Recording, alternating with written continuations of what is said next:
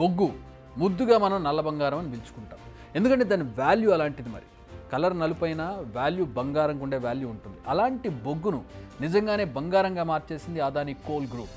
అంటే నిజమైన బంగారం అని కాదు, లిటరల్గా కాదు, దాని విలువను అలా మార్చేసింది. అసలేమైందో తెలియాలంటే ఒకసారి దశాబ్ద కాలం, ఒక 10 ఏళ్ళు వెనక్కి వెళ్ళాలి. అప్పుడే ఈ అదానీ బొగ్గు దందా ఎలా జరిగిందో మనకు కాస్త అర్థమవుతుంది. వ్యాపారం, మనం కొన్నదానికి కొంత లాభం చూసుకొని అమ్మడం. బట్ ఆ లాభం ఎంత ఉంటుంది? అయితే 10%, 20%, మా అయితే 50%.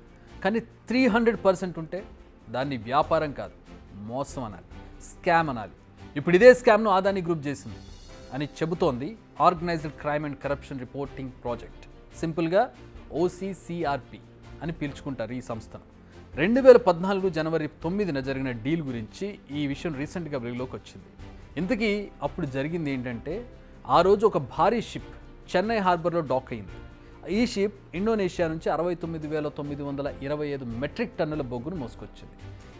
ఈ బొగ్గును Tamil Nadu generation and distribution corporation, అంటే తమిళనాడు విద్యుత్ ఉత్పత్తి కొనుగోలు సంస్థ చేసింది. ఎందుకు అంటే ఒక్కో మెట్రిక్ టన్నును $91.91 ధర చొప్పున. ఇందులో ఏముంది? ఇది నార్మల్ వ్యాపారమే కదా అంటారా? కానీ ఇక్కడే అసలు మతలబు. ఈ బొగ్గు ఇండోనేషియాలోని మైనింగ్ కంపెనీ జాన్ లిన్, ఆ జాన్ లిన్ నుంచి కేవలం $28 కొనింది అదానీ కంపెనీ. అదే తమిళనాడుకు వచ్చేసరికి మాత్రం రేటు $91 చేరింది. అదే అసలైన మ్యాజిక్. ఈ మాయ అక్కడితో ఆగలేదు. షిప్ ఇండోనేషియా నుంచి ఇండియాకు వచ్చేసరికి నాణ్యత కూడా అమాంతం పెరిగిపోయింది. లో క్వాలిటీ 3500 క్యాలరీస్ పర్ కిలోగ్రామ్తో ఉన్న దీన్ని అదానీ గ్రూప్ హై క్వాలిటీ అయిన 6000 క్యాలరీస్ పర్ కిలోగ్రామ్ అంటూ తమిళనాడు ప్రభుత్వ సంస్థకు అమ్మేసింది. మరి ఈ మార్గం మధ్యలో ఏం జరిగింది? సముద్రంలో ఏం మాయ జరిగింది?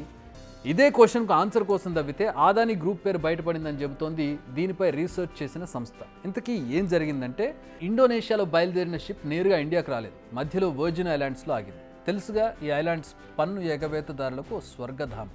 సో అక్కడున్న సుప్రీం యూనియన్ ఇన్వెస్టర్స్ అనే సంస్థ ఈ బొగ్గును కొని అదానీకి అమ్మినట్టుగా ఇన్వాయిస్లు లభించాయి. ఇండోనేషియాలో $28 ఉన్న ప్రైస్ వర్జిన్ ఐలాండ్కి వచ్చేసరికి $33.75 చేరింది. క్వాలిటీ వచ్చేసి 3500. సో అదానీ గ్రూప్ కొన్నది $33.75 అని తేలిపోయింది. ఇక షిప్ మళ్ళీ అక్కడి నుంచి బయలుదేరి చెన్నైకి వచ్చేసరికి ఆ రేటు $91 చేరింది. క్వాలిటీ కూడా 6000 చేరింది. మరి ఇది ఎలా జరిగింది అనేది ఓ పెద్ద మిస్టరీ అని చెప్పాలి. రేటు పెరిగిందంటే ఓకే, క్వాలిటీ ఎలా పెరిగింది అనేది ఇప్పుడు మెయిన్ క్వశ్చన్. అదానీ గ్రూప్ చేసిన టెస్టుల్లో నాణ్యత పెరిగిందంటే ఓకే, కానీ తమిళనాడు విద్యుత్ సంస్థలు కూడా ఎలాంటి నాణ్యత టెస్టులు చేయలేదా అనేది ఇప్పుడు బిగ్ క్వశ్చన్. సరే, ఇదంతా పక్కన పెడితే మరి ఈ విషయం ఇప్పటి వరకు బయటపడలేదా అంటే పడింది. డైరెక్టరేట్ ఆఫ్ రెవెన్యూ ఇంటెలిజెన్స్ ముందే ఈ విషయాన్ని పసిగట్టింది, రంగంలోకి దిగింది, దర్యాప్తు ప్రారంభించింది. బట్ అదానీ గ్రూప్ తెలివిగా కోర్టుకు వెళ్ళింది. తమ ఇన్వాయిస్లను కోరొద్దని కోర్టులో పిటిషన్ వేసింది. మరి అక్కడ ఎలాంటి వాదనలు జరిగాయనేది ఇంకా బయటకు రాలేదు. కానీ కోర్టు మాత్రం అదానీ గ్రూప్కి అనుకూలంగా తీర్పిచ్చింది. దీంతో DRI వెనక్కి తగ్గాల్సి వచ్చింది. ఇప్పుడు లీక్ అయిన డాక్యుమెంట్స్ కూడా DRI నుంచి అయినట్టుగా తెలుస్తోంది. నిజానికి ఇలా అధిక ధరకు కొనుగోలు చేయడం వల్ల నష్టపోయేది సామాన్యులే. ఎందుకంటే ఇలా చెల్లించే డబ్బును మళ్ళీ విద్యుత్ ఛార్జీలు పెంచి సామాన్యుల వద్ద నుంచి వసూలు చేస్తాయి డిస్కమ్.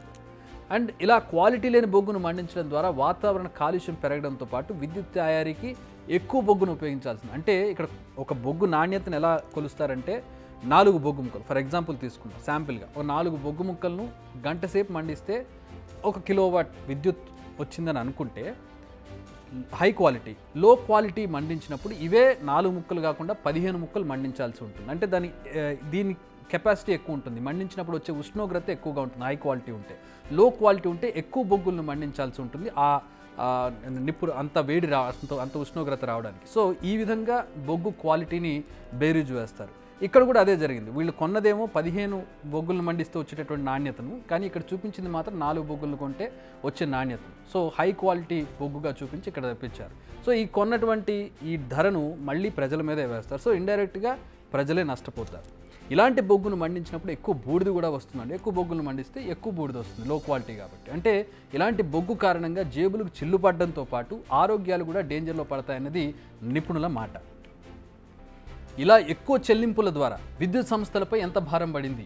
ఈ క్వశ్చన్కి ఆన్సర్స్ దాదాపు 6000 కోట్ల రూపాయలు. తమిళనాడు విద్యుత్ సంస్థలు అదానీ గ్రూప్కి ఏకంగా 6000 కోట్ల రూపాయలు చెల్లించినట్లుగా తమిళనాడుకు చెందిన NGO సంస్థలు ఆరోపణలు చేస్తున్నాయి. ఇదంతా 2012 నుంచి 2016 మధ్య జరిగినట్టుగా చెబుతున్నాయి. అయితే అదానీ గ్రూప్ మాత్రం ఈ ఆరోపణలను కొట్టిపారేస్తోంది. 10 ఏళ్ళు అయింది కాబట్టి ఎగ్జాక్ట్గా డేటా అందుబాటులో లేదని, కానీ 2012 నుంచి 2016 మధ్య విద్యుత్ సంస్థలు కొనుగోలు చేసిన మొత్తం బొగ్గులో ఆదానీ గ్రూప్ వద్ద కొన్నది కేవలం 2% మాత్రమే అని చెబుతోంది ఆదానీ గ్రూప్. తాము వాతావరణ కాలుష్యానికి అస్సలు కారణం కాదని, విద్యుత్ సంస్థల నష్టానికి అసలే కాదని బల్లగుద్ది మరీ వాదిస్తోంది. తమ కంపెనీ రెప్యుటేషన్ బద్నాం చేయడానికి కుట్రలు చేస్తున్నారని ఆరోపిస్తోంది ఆదానీ గ్రూప్. అయితే ఓసీసీఆర్పీ చేస్తున్న ఆరోపణలకు పక్క ఆధారాలను చూపిస్తోంది.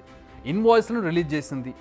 ఇటు తమిళనాడు విద్యుత్ తయారీ సంస్థలు కానీ, ఇండోనేషియాలోని జాన్ లిన్ కానీ, వర్జిన్ ఐలాండ్స్లో ఉన్న సుప్రీం యూనియన్ ఇన్వెస్టర్స్ కానీ దీనిపై ఎలాంటి కామెంట్ చేయడం లేదు. అయితే ఇక్కడ ఒక విషయం మాత్రం చాలా క్లారిటీగా ఉంది.